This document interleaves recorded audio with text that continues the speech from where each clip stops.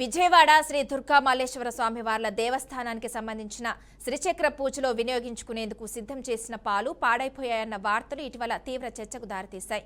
ఈ నేపథ్యంలో భక్తుల మనోభావాలు, దేవస్థానం ప్రతిష్ట దృష్టిలో ఉంచుకుని ఆలయ అధికారులు తక్షణమే స్పందించారు. స్థానాచార్యులతో కలిసి ప్రత్యేకంగా నియమించిన కమిటీ సూచనల మేరకు ఈ ఘటనపై సమగ్ర విచారణ చేపట్టడం దేవస్థానం సిబ్బంది నిర్లక్ష్యమే కారణమని నిర్ధారించింది. ఇక ఈ మేరకు పలు కఠిన పాలన చర్యను అమలు చేసింది. అమ్మవారి సేవలో ఇటువంటి ఘటనలు పునరావృతం కాకుండా కఠిన చర్యలు తీసుకుంటామని, భక్తుల మనోభావాలకు అత్యున్నత ప్రాధాన్యత ఇస్తామని ఆలయ అధికారులు స్పష్టం చేశారు. అదేవిధంగా పాడైన పాలను పూజలో వినియోగించలేదని, అదే రోజున ప్రత్యామ్నాయంగా శుద్ధి చేసిన ఆవు పాలతో పూజ నిర్వహించామని, పూజలో ఎలాంటి అపచారం జరగలేదని ఆలయ అధికారులు తెలిపారు.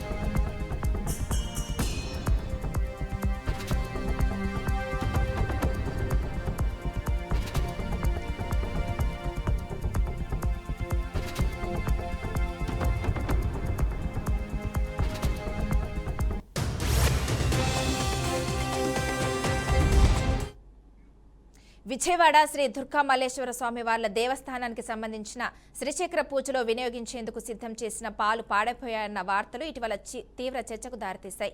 ఈ నేపథ్యంలో భక్తుల మనోభావాలు, దేవస్థానం ప్రతిష్ట దృష్టిలో ఉంచుకుని ఆలయ అధికారులు తక్షణమే స్పందించారు. స్థానాచార్యులతో కలిసి ప్రత్యేకంగా నియమించిన కమిటీ ఈ సూచనల మేరకు ఈ ఘటనపై సమగ్ర విచారణ చేపట్టిన దేవస్థానం సిబ్బంది నిర్లక్ష్యమే కారణమని నిర్ధారించింది. ఈ మేరకు పలు కఠిన పరిపాలన చర్యలను అమలు చేసింది. అమ్మవారి సేవలో ఇటువంటి ఘటనలు పునరావృతం కాకుండా కఠిన చర్యలు తీసుకుంటామని, భక్తుల మనోభావాలకు అత్యున్నత ప్రాధాన్యత ఇస్తామని ఆలయ అధికారులు స్పష్టం చేశారు. అదేవిధంగా పాడైపోయిన పాలను పూజలో వినియోగించలేదని, అదే రోజున ప్రత్యామ్నాయంగా శుద్ధి చేసిన ఆవు పాలతో పూజ నిర్వహించామని, పూజలో ఎలాంటి అపచారం జరగలేదని ఆలయ అధికారులు తెలిపారు. ఇక ఇదే విషయానికి సంబంధించి మరింత సమాచారాన్ని మా ప్రతినిధి మోహన్ అందిస్తారు. మోహన్, చెప్పండి. థ్యాంక్ యూ మానస. విజయవాడ అమ్మవారి గుడిలో ఈ మధ్య కాలంలో 4 రోజుల నుంచి టాప్గా ఒకటి అభిషేకం జరుగుతుంది. అలాగే ఈ నెల 9వ తారీఖున రోజు శ్రీచక్రం పూజలో నిర్వహించిన పాలల్లో ఒకదొకటి జరిగిన పురుగులు ఉన్నాయి, అలాగే పాలు ఇరిగిపోయినట్టు వచ్చిన దాంతో ఒక కమిటీ వేశారు.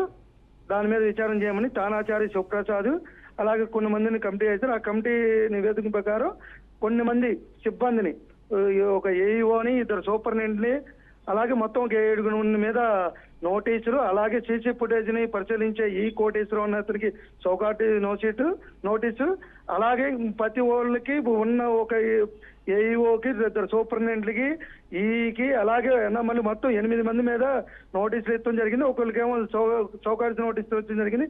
7 రోజుల్లో అసలు ఏం జరిగింది ఏంటి అనేది నివేదిక ఇవ్వాలని, అలాగే అప్పటి వరకు డ్యూటీలు చేంజ్ చేస్తున్నా ఉన్నట్టు ఆదేశాలు ఇచ్చిన నాయకత్వం జరిగింది. Manasa. Okay, thank you Mohan.